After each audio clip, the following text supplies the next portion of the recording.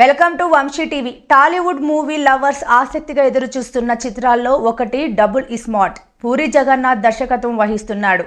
Energetic actor Ram Pothineni title రోల్లో నటిస్తున్న ఇస్మార్ట్ శంకర్కు సీక్వెల్గా వస్తోంది. కావ్య థాపర్ హీరోయిన్గా నటిస్తున్న ఈ చిత్రం ఆగస్టు 15న ప్రపంచవ్యాప్తంగా తెలుగు, తమిళం, హిందీ, కన్నడ, మలయాళ భాషల్లో గ్రాండ్గా విడుదల కానుంది.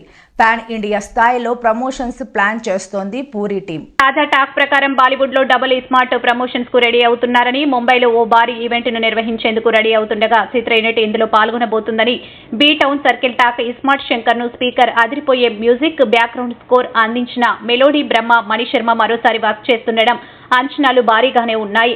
డబుల్ ఇస్మార్ట్ లో బాలీవుడ్ నటుడు సంజయ్ దత్ విలన్ గా నటిస్తున్నారు.